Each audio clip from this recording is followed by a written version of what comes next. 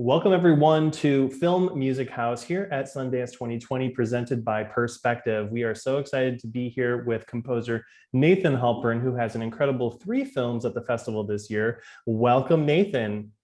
Thank you, Chandler. Great to be with you. Great to be here with you too. It's always a pleasure to chat with you and about all the awesome work that you do. We've known each other for many years, so it's always a pleasure. Now, you're no stranger to the Sundance Film Festival. You've been many times, and you have 3 films screening at Sundance this year. So congrats on that.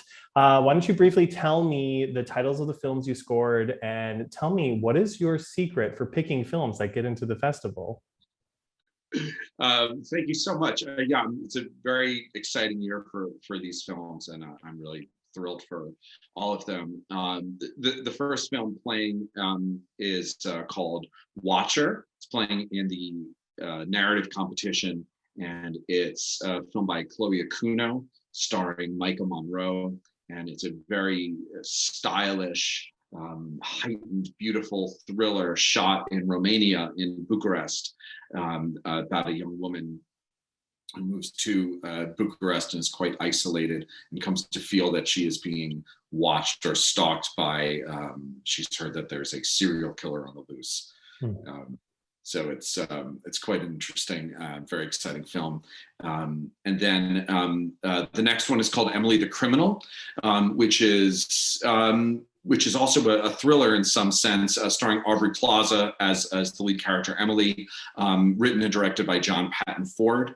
And it's about a young woman who is quite down on her luck, drowning in debt, and is having a quite difficult time finding a way out, and slowly becomes involved in the criminal underworld in Los Angeles, set in present day Los Angeles.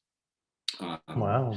Very different look and aesthetic, really kind of has the real feeling of contemporary LA in a really interesting and fresh way. The third film is called The Martha Mitchell Effect. It's a Netflix documentary directed by Anne Alvergue, and it's a fascinating, somewhat untold story from the Watergate era, about a woman, Martha Mitchell, who slowly becomes enmeshed in a kind of David and Goliath battle with President Richard Nixon in the context of the Watergate scandal. And it is a fascinating story that is both witty and has an interesting kind of humor to it, and at the same time is quite chilling, and has a lot to say in many ways about the contemporary political moment that we're in today. Amazing. Amazing. And also then, what is your secret for finding these films? Like, is there a special recipe that you see in the script, or what is it that gets your films into Sundance? Well, I mean, that I don't exactly know, but I can say that these are all films which, for all of them, the filmmakers worked for many years and years to make these films come to life. These are, true works of passion, and, which mean a great deal to the filmmakers. And I think in every case, while these are all films that have some kind of genre element, to have a real kind of excitement about them, these are also films that each of them will really have something to say, in terms of the personal and the political, and there's real kind of meaning and meat to them as well.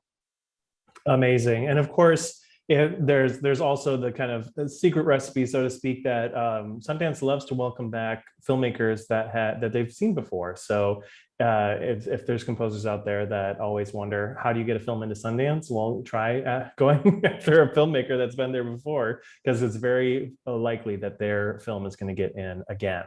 Now, let's start with your film, Watcher. This film feels like it has a lot of room to let music take control of the pacing and narrative, especially since the lead character is alone for most of the film. How did you find your way into scoring this film? Yeah, it was very exciting. I was immediately, when I was first speaking with the director Chloe Okuno about the film, one of the things that, of course, is so exciting is this incredible location. Again, it's shot in Romania, in Bucharest, and that aspect of it is immediately quite inspiring. Her entire sort of visual aesthetic for the film is very heightened, very stylized, quite beautiful. And so, there are several aspects of that that really kind of inspired the score. First, from the opening title, we do have this sense of a kind of heightened, warped fairy tale kind of quality. There is piano and strings, and at the same time, elements that I associate, perhaps impressionistically, kind of with kind of the Soviet bloc and sort of avant-garde movements in European music. So there's also, against those things, we have, bowed medals and the waterphone, and also to that end, the use of synthesizers, which is also a part of the score.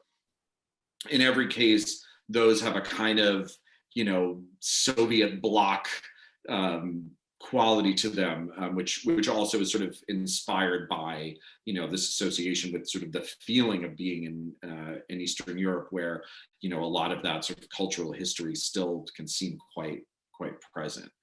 So those aesthetics really help to inform the score quite a bit, and we had so much fun with that. Amazing. Are you talking more like Kraftwerk synthesizers or more atmospheric synthesizers? I would say more atmospheric, yeah. Yeah. Although that element of the atmosphere is in Kraftwerk too, to be sure. Amazing. What were some of the creative discussions like with Chloe in approaching the score to the film? Well, I would say the one thing that we always came back to, and it's something that I think about a lot, and that she was very keyed into, was the subjectivity of our lead character, Julia, played by Micah Monroe, and her point of view and how she was feeling, in the sense that, the score was always going to help to kind of bring us into her world. And anytime we weren't kind of quite sure where it should go, or if we were going bigger or smaller or whatever it might be, that it was, going back in and thinking about how she was feeling, what was going to be the most truthful to her experience. And then that was going to guide the score. And yeah, we had a really great process sort of working through that. Amazing. And on the themes of kind of paranoia or feeling like you're being followed, I know you mentioned the waterphone and other kind of bowed instruments. Were there any other elements that you feel really lent to that tension and that sense of dread? Yes. Well, I mean, it was a combination of, like as I say again, having, sort of classical instruments that might at sometimes be quite beautiful, like certainly in the strings, which would then become quite warped and gnarly and nasty. And so they can kind of seesaw between those things, or something could feel a little bit comfortable and beautiful, and then it starts to really, become quite tense. Or having, things that felt a bit more personal at times, the use of bells and things speaking to her more kind of personal journey, because again, this is someone who is isolated. There's this almost, there's a feeling in the film which is evoked, which I think many people have experienced in some way. You go to a new place, you don't speak the language, you don't know anybody, you don't kind of understand where you are, and so that, sometimes universal experience can then be sort of interpolated with kind of darker and more complicated feelings. Right. And we always joke that composers relate to the sense of being alone, because you guys are often in dark rooms alone all the time. So there's a personal really connection there. All right, let's talk about, okay. No. Oh, I was gonna say, let's talk about Emily, the criminal. How did the character of Emily, played by Aubrey Plaza, and her journey into the criminal world, how did that influence your approach to creating the score? Yeah, so there are a few interesting things about this. I mean, one is that, of course, this is in some sense also a thriller, but a completely different style cinematically, in that this is a very gritty, grounded, realistic film. And the world, as I mentioned before, of Los Angeles that it takes place in is a very real Los Angeles of today, not a sort of mythical, abstract one at all. And so, the music certainly had this kind of grittier style, which was very sort of influenced by that overall cinematic style of this film and by this world. And also, this is a character who feels that she has, dealt with some real injustice in her life, that she's gotten a raw deal. And there's a lot of pathos and empathy with this character. She also has some, some anger for what she's had to deal with. And it's bubbling beneath the surface. But, in some ways, the score kind of speaks to that. Unlike Watcher, and honestly, unlike many of the scores that that I do, which are maybe perhaps more string based, there's very little in the way of strings and stuff like that. This is very percussive, very driving, and in a way that kind of speaks to what she's kind of feeling inside. At the same time, I think there's also a sense in this film that what she is going through is something, again, which can be quite universal. And while there's anger and a darkness to it, there's also a desire for transcendence, for self-actualization. And so there are a couple of moments, sort of teased here and there throughout the film, in very key moments that are more personal and aspirational, and like I say again, speak to something that's quite universal and transcendent, because this is where she's trying to get. Absolutely. Yeah. Did the city of Los Angeles itself play any role in your inspiration for the music, or is it all very grounded in Emily's experience? I think it's primarily based in her experience, but it is true, as I say, that the representation of Los Angeles in the film is a very real and grounded one. And this is really, what the city feels like. It's not a mythical Los Angeles. And so, scenes of her driving and being in traffic and the kind of energy of traffic in LA, gnarly, angry traffic in LA, that sort of does, I think, influence some of the, aggression and percussiveness of the music. I think they do kind of dovetail together, and they need to kind of sound right together. So it sounds like the films in your scores for each of the three are all vastly different. Do you see any common threads between the films you've scored at Sundance this year? I do. I mean, as you say, these are films that are cinematically completely different from one another. The scores are completely different from one another. There's almost no overlap in that sense whatsoever.